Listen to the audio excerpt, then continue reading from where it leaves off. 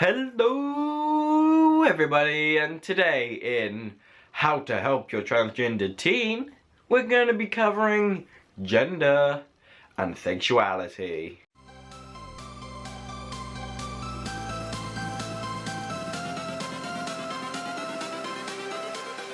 Everything changes. So yes, today we are covering the topic of gender and sexuality and the difference between both of them. Yay! So far in the series we've been talking about mainly gender and gender expression, gender identity and gender stuff so far, but when talking about gender and transgender topics, sexuality is a topic we must address and talk about. And before we start, I must say a million times that gender identity is not the same as sexual orientation, and sexual orientation is not the same as gender identity or gender expression. They are not the same. Gender and what you are attracted to are completely different. I hope that makes enough sense, because I'm not going to talk about it anymore because they are different. Okay, good to hear that you understand. You can get a sticker later. Some people believe that transgender people are just confused gays or lesbians, and most parents would prefer if their child was gay or a lesbian rather than transgender or transsexual because of the issues it brings to their family. So some of the issues that transgender and transsexual people can cause to a family are more legal issues, like fighting for bathroom rights and name changing and all that stuff. Not really issues as in deep down. Whereas society more accepts people if they're gay or lesbian or bi or pan or ace or demi or whatever they are.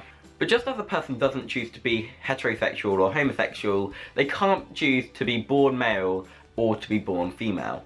It's just the same as they can't be able to pick being transgender or to choose to be gay, bi, whatever. Some transgender people choose to come out as gay before coming out as transgender.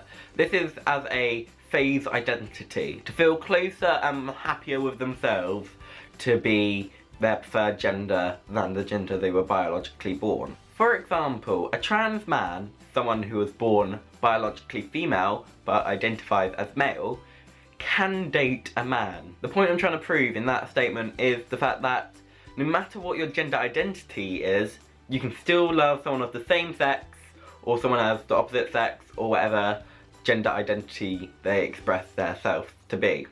And time for a story! Are we ready? I'm reading a section from Helping Your Transgender Teen, this book here.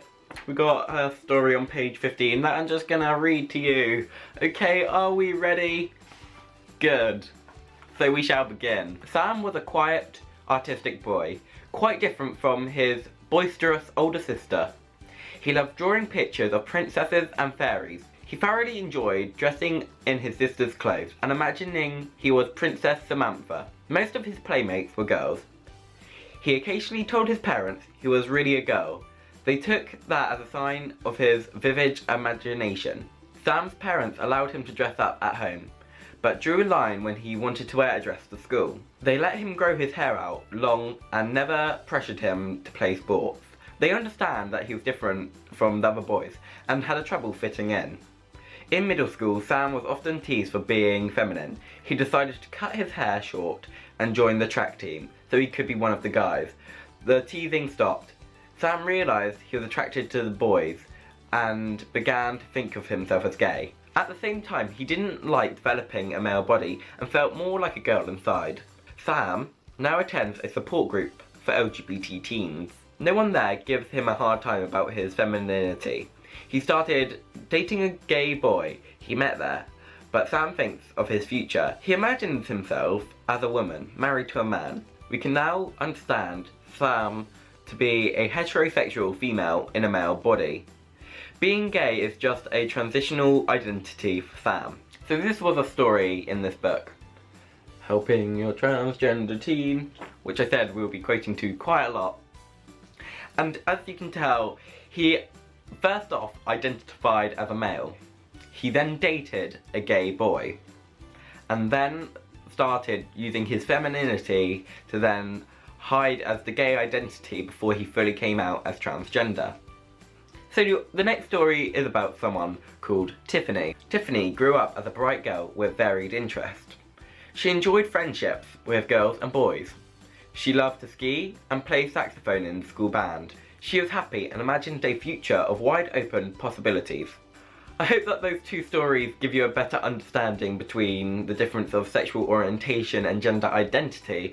I know it wasn't 100% my information coming from me out to you guys, but I did say in the first ever video of the introduction that I'd be quoting quite a bit from this book, which you can find more information on, and I can't ever find a link for this, so I won't leave it down below, but you can do your own research. Here is what the title looks like. Boo. So thank you guys for watching How to Help Your Transgender Teen, Sexuality and Gender. And on that note, thank you guys for watching, and remember as always, like, comment and subscribe. See you guys in the next video, and if you want to find all the rest of the series, make sure you check out the playlist. You can find that on my channel, so click the button down below which has my name with a subscribe button. Hit the subscribe button, then click my name, and then you can find the playlist down on that page somewhere. And on that note, again, goodbye.